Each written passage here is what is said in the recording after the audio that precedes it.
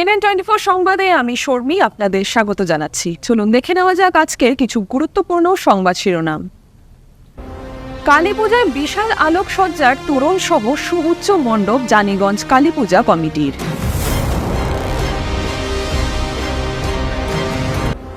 দক্ষিণ সৈয়দপুরে জিও ট্যাগিংয়ে দুর্নীতির অভিযোগ, রাতের অন্ধকারে টাকার লেনদেনের ভিডিও ভাইরাল।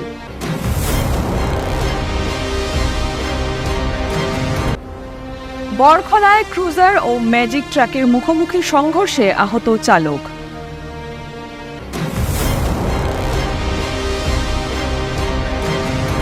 সুষ্ঠুভাবে সোনাইয়ের সাতকোনাকান্দি জিপিতে চলছে প্রধানমন্ত্রী আবাস প্লাসের ঘরের জিও ট্যাগিং।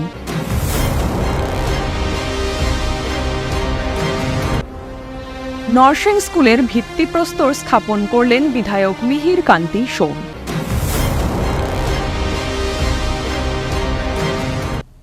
এখন আসছি বিস্তারিত সংবাদে। প্রতি বছরের ন্যায় এবারও কালীপূজাকে কেন্দ্র করে বিভিন্ন কর্মসূচি হাতে নিয়েছে শিলচরের জানিগঞ্জ কালীপূজা কমিটি। শহরের অন্যান্য বিগ বাজেটের পূজার সাথে পাল্লা দিয়ে কমিটি এবারও আলোকসজ্জার মাধ্যমে বিভিন্ন চিত্র তুলে ধরে দর্শনার্থীদের আকর্ষণ করার প্রয়াস করেছে। শনিবার আয়োজিত এক সাংবাদিক সম্মেলনে বক্তব্য রাখতে গিয়ে কমিটির কর্মকর্তারা জানান, জানিগঞ্জ ও দেওয়ানজি বাজার সংযোগস্থলে 55 ফুট উচ্চতার আলোর গেট বসানো হবে। এছাড়া তুলাপট্টি ও জানিগঞ্জের সংযোগস্থলে বিশেষ একটি গেট থাকবে। পূজা মণ্ডপের ভেতরেও থাকবে আলোর কারসাজি। পুজোর দিন কয়টি মণ্ডপে সাংস্কৃতিক অনুষ্ঠানের পাশাপাশি বিভিন্ন ধর্মীয় অনুষ্ঠানের আয়োজন করা হবে। পুজোর আয়োজনের বিষয়বস্তু এদিন তুলে ধরে কালী পূজা মহোৎসবকে সুন্দর ও সফল করতে সকলের সহযোগিতা কামনা করেছেন আয়োজকরা। আমরা এইবার আলোর সজ্জা থেকে এগিয়ে যাচ্ছি। আমার অ্যাডভাইজার বলে গেছেন আপনাদেরকে জানি, কিন্তু পূজাগতিতে ভগবান অকৃত হওয়ার জন্য আমরা এই জায়গায় কিছু করতে পারি, আমরা দুঃখিত। যাই হোক, আমরা আলোর সজ্জায় এগিয়ে যাচ্ছি। আমাদের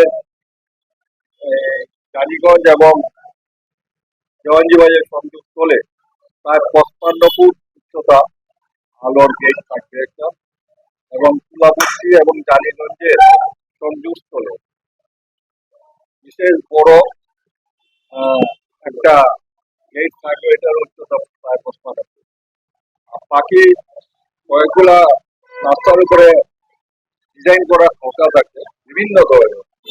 এবং আমরা মণ্ডপে যেখানে করতাম, এখন যেটা আছে মণ্ডপে, এখানে আমরা একটা আলোর কারসাজি হবে। এখানে যেহেতু আমরা কিছু করতে পারি, আলোর কারসাজি হবে, আলোর মাধ্যমে অনেক কিছু দেখা যাবে বিভিন্ন ধরনের।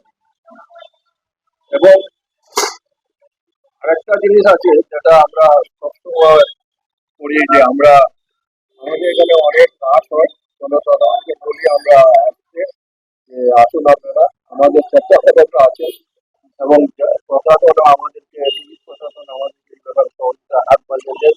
উনিরাও ওনাদের স্টাফ দিয়ে আমাদেরকে সাহায্য করেন, লেডিস স্টাফ এবং জেন্টস স্টাফ।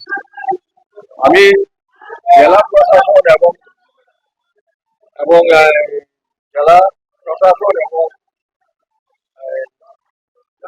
পুলিশ প্রশাসন এবং মিউনিসিপ্যালিটি কর্পোরেশন, ওনাদেরকে ধন্যবাদ জানাই, কৃতজ্ঞতা জানাই। উনিরা আমাদেরকে প্রতি বছরের মতো এবারও সহযোগিতা হাত দিয়ে, তাই আমরা আজকে পূজাটা করতে পারছি। কাছাড় জেলার দক্ষিণ সৈয়দপুর গ্রাম পঞ্চায়েতের 8 নম্বর গ্রুপে প্রধানমন্ত্রী আবাস যোজনা গৃহের জিও ট্যাগিং প্রক্রিয়াকে কেন্দ্র করে দুর্নীতির অভিযোগে চাঞ্চল্য ছড়িয়েছে। অভিযোগ উঠেছে, জিও ট্যাগিং করিয়ে দেওয়ার নামে ওই গ্রুপের সদস্যার প্রতিনিধি রাকিব হোসেন সহ আরও কয়েকজন টাকা সংগ্রহ করে সিন্ডিকেট চালাচ্ছেন। স্থানীয় সূত্রে জানা যায়, ঘটনাটি ঘটে গভীর রাতে প্রায় 1:30 মিনিটের দিকে।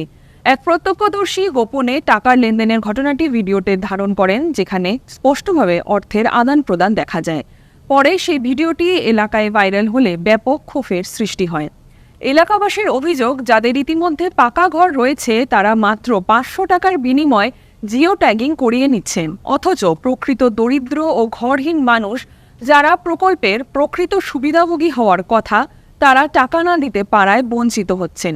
কয়েকজন গ্রুপ সদস্য জানান, সরকারি প্রকল্পের সুবিধা পাওয়ার জন্য গোপনে এই ধরনের সিন্ডিকেট চালানো অত্যন্ত দুঃখজনক। দক্ষিণ সৈয়দপুর জিপির কয়েকজন সাধারণ সদস্যের বক্তব্য, আমরা প্রশাসনের কাছে দাবি জানাচ্ছি এই ঘটনার পূর্ণাঙ্গ তদন্ত করা হোক এবং যারা ঘুষ লেনদেনে যুক্ত তাদের বিরুদ্ধে কঠোর ব্যবস্থা নেওয়া হোক। এই বিষয় লাগে নিয়ে পারে আমি অলরেডি ইলেকশনের আগেও আইছি মহকুমার প্রতিনিধি 6 নম্বর গ্রুপের মেম্বার। আমি জিপিত আওয়ার আগেও আমি ইলেকশন খালাইতেও কইছি যে দুর্নীতি খালাই শেষ হওয়ার মাত্র ইলেকশন খালাইবার লাগে। আর এখনো আমার গ্রুপে কোনো দুর্নীতি নাই, খাইলে এপি আছে, জেলা পরিষদ অন্য অন্য মেম্বার আছেন, ফাইন জিনিস ইলা জানি ঢুকা কোনো অসুবিধা নাই। আমি আগেও যেটা কথা কইছি এখন ওলা কথা কই, আমি আমার পকেট থেকে লাগলে এরা খালি দিয়ে কোনটা খাওয়াই না।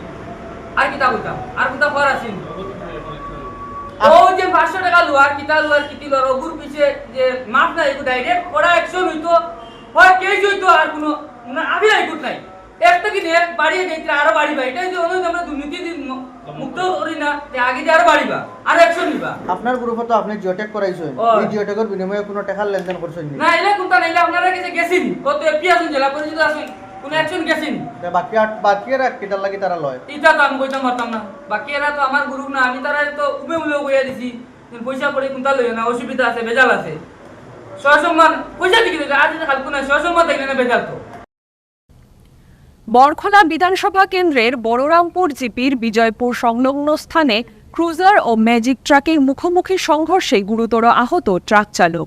সঙ্গে সঙ্গে বরখলা থানার পুলিশ দলবল নিয়ে ঘটনাস্থলে উপস্থিত হয়ে চালককে তড়িঘড়ি উদ্ধার করে শিলচর মেডিকেল কলেজে প্রেরণ করা হয়। এদিকে ঘটনাস্থলে ক্রুজার চালক পলাতক।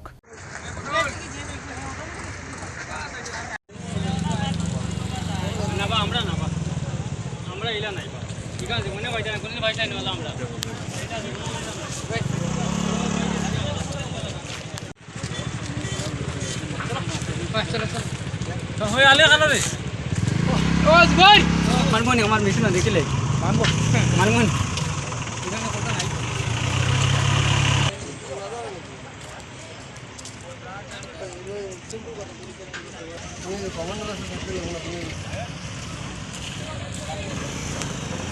পা ভাঙছে, পূজার কিছু হয়েছে না, কই না, এই তো ড্রাইভার বা সব ভাঙছে, মানে ও গাড়ির পা ভাঙছে, ড্রাইভার ও গাড়ির ড্রাইভারের পা ওটা ভাঙি অ্যাম্বুলেন্স মেডিকেল বাসে। আচ্ছা আচ্ছা, গাড়ি মানে ওটা কোন দিক থেকে আওয়াজ আছে?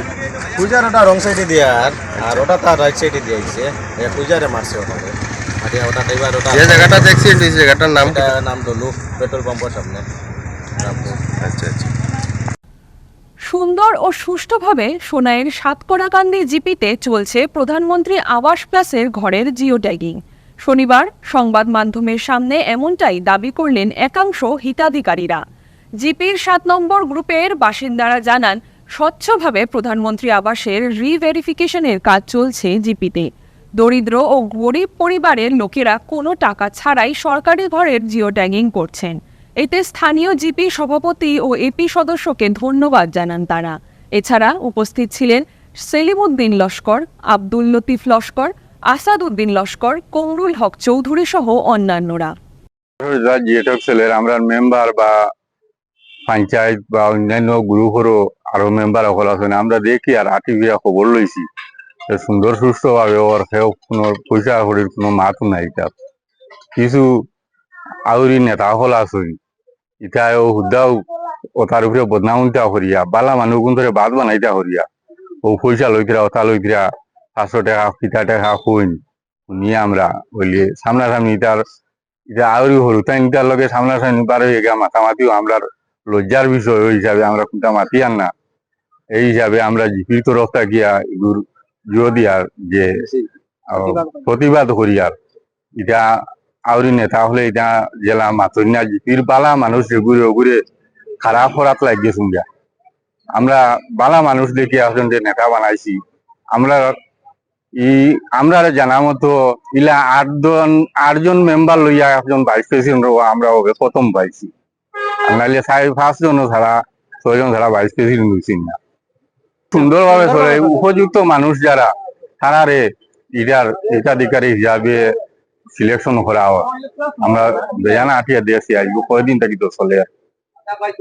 জিপির 7 নম্বর গ্রুপে যেগুলা জিওটেকিং হয়েছিল এত সুন্দর সুষ্ঠুভাবে হয়েছে।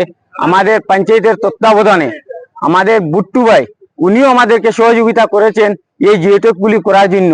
প্রত্যেকটা যতটা গড় হয়েছে জেনুইন গড় হয়েছে, কোনো দুর্নীতিও হয়নি, কেউ কারোর কাছে টেকা নেয়নি। আমাদের পঞ্চায়েতের উপরে যে ইনজাম আনা হয়েছে, এত নিকৃষ্টভাবে যে ইনজাম আনা হয়েছে, ওনাদেরকে আমরা একটা মেসেজ দিতে চাই, এত ভালো মানুষের উপরে এতটা ইনজাম আনবেন না, দয়া করে এটা দুর্নীতি বন্ধ করুন। আমাদের যে পঞ্চায়েত আছেন উনি মানুষকে সাহায্য করতে এসেছেন। বিগত দিনে আমি দেখেছি উনি সাহায্য করেছেন। আমি রাত্রে একদিন 11টার সময় আমি অন্য এক ব্যাপারে গিয়েছিলাম, আমার বড় ভাই সাইদুল ভাইকে সঙ্গে নিয়ে যখন গিয়েছিলাম, উনি আমাকে আশ্বাস দিয়েছিলেন আমি সাহায্য করব। উনি মানুষকে এমন ভাবে সাহায্য করেন যাতে উনি মানুষের কাছে পয়সা কুড়ি উনি তো নেন না, কিন্তু উনি সব সময় মানুষকে সাহায্য করে এসেছেন। আর যেগুলো আমাদের গ্রুপে যেগুলো জিওটেকিং হয়েছে এত সুন্দর সুষ্ঠুভাবে হয়েছে। আমি আরো 6-7টা গ্রুপে, আমাদের সাতরাকান্দি ইপিআর 4-5টা গ্রুপে আমি খবর নিয়ে দেখেছি এত সুন্দরভাবে এইগুলি গ্রুপের মেম্বার যেভাবে যে জেনুইন মানুষকে জিওটেকিং করেছে, উনাদেরকে অশেষ ধন্যবাদ জানাচ্ছি। আমাদের ডুগনিপাড়ের ভাইস প্রেসিডেন্ট উনাকে অশেষ ধন্যবাদ জানাচ্ছি। উনি যেভাবে উনার যে ডুগনিপাড় গ্রুপে যেভাবে জিওটেকিং করেছেন। আমার বুট্টু ভাই উনিও আমাদেরকে সাহায্য করেছেন জিওটেকিং এর যে মানুষগুলো উনাদের দিয়েছেন আমাদের এখানে আমাদের জিপিতে, উনি সুন্দর সুষ্ঠুভাবে উনি সাহায্য করতে আমাদেরকে করেছেন। এক হাঁটু কাদা জলের মধ্যে বিগত প্রায় 2 দশক ধরে ক্লাস করতে হচ্ছিল স্কুলে। নরসিং উচ্চতর মাধ্যমিক বিদ্যালয়ের শিক্ষক, অশিক্ষক, কর্মচারী, ছাত্রছাত্রীরা রীতিমতো এই সমস্যায় ছিলেন নাজেহাল। দেখুন সবিশেষ। 2015 সালে শতবর্ষ পেরিয়েছে স্কুলটি, কিন্তু সরকারের পক্ষ থেকে কোনো ধরনের ব্যবস্থা গ্রহণ করা হচ্ছিল না। শেষে ডিলিমিটেশন হওয়ার পর শিলচর শহরের এই এলাকাটি উদারবন বিধানসভায় অন্তর্ভুক্ত হওয়ায় বিধায়ক মিহিরকান্তি সোম স্কুলটির উন্নয়নে তৎপর হন। শেষে রাজ্য সরকার প্রায় 7.5 কোটি টাকা মঞ্জুর করে স্কুলটির উন্নয়নের শনিবার শিলান্যাস করা হয়। এই উপলক্ষে আয়োজিত হয় এক সভা। স্কুলের বর্তমান শিক্ষক শিক্ষিকারা ও ছাত্রছাত্রী ছাড়াও অ্যালুমিনি অ্যাসোসিয়েশন সহ শহরের বিশিষ্টজনেরা উপস্থিত ছিলেন। তথা এই স্কুলের যে পরাধীন ভারতের যে স্কুল, সেই স্কুল আজকে যে পর্যায়ে পৌঁছেছেন এবং এই স্কুলের যথেষ্ট সুনাম রয়েছে। আমার জানা মতে আমাদের প্রাক্তন কেন্দ্রীয় মন্ত্রী, আমার গুরুজন শ্রী গোবিন্দ পুরকায়স্থ মহাশয় এখানে স্কুলের উনি শিক্ষকতা করেছেন, তারপর উনি পাথারকান্দি গেছেন। গতিকে এই স্কুলের যথেষ্ট সুনাম রয়েছে। এখন সবচেয়ে বড় কথা হচ্ছে রতন স্যার সহ বুদ্ধদেব স্যার সবাই এই স্কুলের জন্য যেভাবে নিজেদের প্রয়াস করে নিজেদেরকে এই স্কুলের জন্য প্রাক্তনী সবাই মিলে যথেষ্ট এই স্কুলের জন্য কাজ করেছেন। এই জন্য প্রত্যেককে আমার নমস্কার, আমার প্রণাম জানাচ্ছি। যে কোনো কাজ করতে গেলে সবাই সহযোগিতা প্রয়োজন হয়। আর আপনারা জানেন মাননীয় মুখ্যমন্ত্রীর সেই প্রয়াস রয়েছে। ডক্টর হেমন্ত বিশ্ব শর্মার প্রয়াসে 126টা কনস্টিটিউয়েন্সিতে এই ধরনের আর্থিক অনুদান দিয়ে স্কুলটাকে একটা ভালো মর্যাদাপূর্ণ জায়গায় পৌঁছানোর জন্য ব্যবস্থা রয়েছে। যেহেতু স্কুলের একদম হার্ট অফ দ্য টাউনে এই স্কুলটা রয়েছে এবং এই স্কুলের গ্রান্ট এসছে এবং এই গ্রান্ট অনুযায়ী কাজ হবে। 7.5 কোটি টাকা স্কুলে দেওয়া হয়েছে। ডিএন হায়ার সেকেন্ডারিকে ঠিক তদ্রূপ 8 কোটি টাকা দেওয়া হয়েছে। আর আমি আশা রাখছি এই স্কুলের কাজ, এই হায়ার সেকেন্ডারি যে একটা পূর্ণ রূপ নেবে আমার ধারণা। এবং এই জায়গায় যারা প্রাক্তনীরা আছে আপনাদেরও সহযোগিতা আমরা পেয়েছি। আগামী দিনে এই 2 তলা বিশিষ্ট এই হায়ার সেকেন্ডারিটা হবে। পরবর্তী সময়ে আরও এই স্কুলের ল্যাবগুলো হবে। কিছু সমস্যা রয়েছে, জায়গা পরিসরে যতটা প্রয়োজন তার থেকে আমাদের এখানে একটু কম রয়েছে। যাই হোক, তার মধ্যেই এস্টিমেট তৈরি হয়েছে এবং সেই এস্টিমেট অনুযায়ী আমাদের এক্সিকিউটিভ ইঞ্জিনিয়ার উজ্জ্বল ভট্টাচার্য মহাশয় উনি তদারকিতে থাকবেন। আমাদের একজন এখানে এসডিও যে পার্থপ্রতিম নাথ, খুব ইয়ং ডাইনামিক ছেলে, ও আপনাদের এখানে সহযোগিতা করবেন। আর আমার ধারণা 2 বছরের ভিতর এই কাজ কমপ্লিট হবে। সাংসদ সুস্মিতা দেবের নেতৃত্বে কাছাড় জেলা তৃণমূল কংগ্রেসের এক প্রতিনিধি দল শনিবার শিলচরের ঐতিহ্যবাহী রেডক্রস শিশু হাসপাতাল পরিদর্শন করে হাসপাতালের সামগ্রিক পরিস্থিতি সরজমিনে পর্যালোচনা করেন। দেখুন সবিশেষ। অভিযোগ, হাসপাতালের কর্মীরা দীর্ঘদিন ধরে বেতন বঞ্চিত রোগীরা পাচ্ছেন না পর্যাপ্ত চিকিৎসা, এমনকি চিকিৎসকের অভাবে বহু রোগীকে ফিরে যেতে হচ্ছে। উল্লেখ্য, গত আগস্ট মাসে আসামের রাজ্যপাল এই রেড ক্রস শিশু হাসপাতাল পরিদর্শন করে বৃক্ষরোপণ কর্মসূচি ও রক্তদান শিবিরে আনুষ্ঠানিক উদ্বোধন করেছিলেন। তবে বর্তমান পরিস্থিতি দেখে সাংসদ সুস্মিতা দেব গভীর উদ্বেগ ব্যক্ত করেছেন। তিনি জানান, গোটা বিষয়টি নিয়ে তিনি আসামের রাজ্যপাল এবং প্রয়োজনে দেশের রাষ্ট্রপতিকে চিঠি লিখবেন। তার অভিযোগ, প্রশাসনের নাকের ডগায় রেড ক্রস হাসপাতালটি ধীরে ধীরে নষ্ট হয়ে যাচ্ছে, অথচ গত 5 বছরে জেলা প্রশাসন একটি নির্বাচনও আয়োজন করতে পারেনি। বর্তমানে হাসপাতালের একাধিক কক্ষে তালা ঝুলছে, চিকিৎসা পরিষেবা কার্যত বন্ধ। হাসপাতালে ধ্বংসের এই পরিস্থিতির জন্য সাংসদ স্থানীয় প্রশাসনকেই দায়ী করেছেন। শিলচর রেড ক্রস ব্রাঞ্চে এসছি। কেন এসছি? কারণ আমার কাছে বিভিন্ন দিক থেকে খবর আসছে যে শিলচর রেড ক্রস, যেটা আমাদের ঐতিহ্য ছিল, আজকে এখানে বেতন নেই, এখানে পেশেন্ট আসে না, যারা পেশেন্ট আসে ওরা ঠিক করে ডাক্তার পায় না, ওদের চিকিৎসা হয় না। আমি আশ্চর্য মানলাম যে আসামের গভর্নর অগাস্ট মাসে রেড ক্রসে এই 2025-এ আসলেন। আমি শুনেছি প্রায় 2-3 লাখ টাকা খরচা হয়েছে, একটা এখানে প্রোগ্রাম হয়েছে, উনি গাছ লাগিয়েছেন আর ব্লাড ডোনেশন ক্যাম্পটা ইনঅগারেশন করেছেন। I am shocked. Red cross সোসাইটির সুনাম আজকে ইন্ডিয়াতে না, কিন্তু সমস্ত দুনিয়াতে আছে, বিশ্বতে আছে। এই রেড ক্রসে ডক্টর মনমোহন সিং 50 লাখ টাকা দিয়েছে। আজকে অবস্থা দেখেন বিল্ডিং এর। আজকে 3 থেকে 4 মাস থেকে রেড ক্রস শিলচরের স্টাফরা বেতন পাচ্ছে না, কিন্তু গভর্নরের প্রোগ্রামে 3 লাখ টাকা খরচ হয়েছে। আমি জিজ্ঞেস করতে চাই, যারা রেড ক্রস চালাচ্ছেন, রেড ক্রসের তো একজন সেক্রেটারি আছেন, যে 2020-এর পরে রেড ক্রসের ইলেকশন হয় না কেন? রহস্যটা কি? এখন সিন্ডিকেট চালাতে চালাতে পৌরসভার পরে এখন রেড ক্রসেও সিন্ডিকেট চলছে, আর ডিএসএ তো শেষ পেয়েছে। সো এই রেড ক্রসটা একটা সময় এত ঐতিহ্যময় ছিল, আমরা বাদল দেখে চিঠি দিয়ে বলতাম যে পেশেন্ট নিন, জায়গা, এই বেডে জায়গা থাকতো না। আজকে এই রেড ক্রসকে ধ্বংস করার জন্য দায়ী কে? আমি শিলচরবাসীকে জিজ্ঞেস করতে চাই। এই দেখেন বিল্ডিং, 1 কোটি টাকার বিল্ডিং, এখানে 50 লাখ টাকার ফিক্সড ডিপোজিট ছিল, এই টাকাটা কোথায়? আজকে মনমোহন সিং এর 50 লাখ টাকা দিয়ে এই বিল্ডিং শুরু হয়ে এখন পর্যন্ত শেষ হয়নি, খালি বড় বড় কথা। আমি গভর্নরকে চিঠি লিখবো এবং প্রেসিডেন্ট অফ ইন্ডিয়াকে লিখবো, যিনি ভারতবর্ষের রেড ক্রস সোসাইটির প্রেসিডেন্ট। আমি কন্ডেম করছি এত ভালো একটা চিকিৎসার সংস্থাকে আজকে নষ্ট করা হয়েছে শিলচরে। আমি গভর্নরকে চিঠি লিখবো এবং আমি কাছাড়ের জেলা শাসককে বলছি যে আপনার চোখের সামনে এবং নাকের নিচে রেড ক্রসটা নষ্ট হয়ে যাচ্ছেন, আপনি একটা ইলেকশন 5 বছর থেকে করাতে পারছেন না। Very very sad. আজকে আপনি কেন এসেছেন?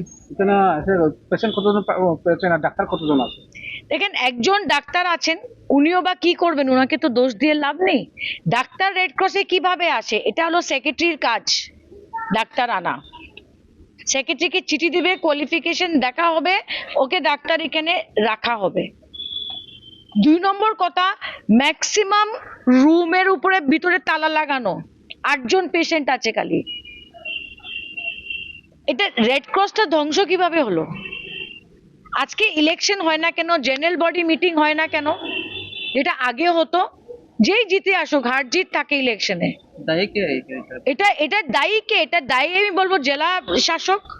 উনি কেন ইলেকশন করছেন না? আজকে অ্যাডহক কমিটি 5 বছর থেকে আছে। হ্যাঁ, এটা সেক্রেটারি শিলচরের এমএলএ। আমি ওনাকে বলতে চাই, উনি এমএলএ হওয়ার পরে মিউনিসিপ্যালিটির ইলেকশন বন্ধ, রেড ক্রসের ইলেকশন বন্ধ, এখন ডিএস এর ইলেকশনও বন্ধ হতে যাচ্ছে। ধলাইয়ে বিজয়া সম্মেলন উদযাপন মণ্ডল বিজেপির। ধলাই সমজেলার মুক্তমঞ্চে বিজেপির এক বিজয়া সম্মেলন অনুষ্ঠিত হয় শনিবার। বিধায়ক নিহার রঞ্জন দাসের উদ্যোগে ও ধলাই নরসিংপুর মণ্ডল বিজেপির ব্যবস্থাপনায় আয়োজিত বিজয়া সম্মেলনে বিভিন্ন সঙ্গীত ও নৃত্য পরিবেশন করেন শিল্পীরা। ভারত মাতার প্রতিকৃতি ও কণ্ঠশিল্পী জুবিন গার্গের প্রতি শ্রদ্ধাঞ্জলি নিবেদন করে অনুষ্ঠানের সূচনা হয়। মণ্ডল কমিটির ব্যবস্থাপনায় শারদীয় দুর্গাপূজা, লক্ষ্মী পূজা ও আগত কালী পূজার আন্তরিক শুভেচ্ছা, প্রীতি ও ভালোবাসা, বড়দের প্রণাম, ছোটদেরকে শুভেচ্ছা জানিয়ে আজকে নরসিংপুর মণ্ডল কমিটির সহযোগিতায় ও ধলাই জনপ্রিয় বিধায়ক নিহার রঞ্জন দাস মহাশয়ের বিশেষ উদ্যোগে আজকে আমরা বিজয়া সম্মেলন অনুষ্ঠিত করেছি। আজকে এখানে ভারতীয় জনতা পার্টির কার্যকর্তা থেকে শুরু করে সমাজের বিশিষ্ট গুরুজনেরা ও বিভিন্ন সম্প্রদায়ের লোক এখানে উপস্থিত হয়েছেন। আমাদের এই জায়গায় আমরা একত্রিত হয়ে মিলিত হয়েছি ও মা দুর্গার কাছে, মা লক্ষ্মীর কাছে, মা কালীর কাছে আমরা কামনা করছি যাতে ওনাদের আশীর্বাদ আমাদের সকলের উপরে বর্ষিত হোক, আমরা যাতে সুখ শান্তি সমৃদ্ধিতে বসবাস করতে পারি ও আগামী দিন যাতে আমাদের উজ্জ্বল হয়ে থাকে এই কামনা করছি সবার কাছে। CNN24 সংবাদ আজকের মতন এই পর্যন্তই। নমস্কার।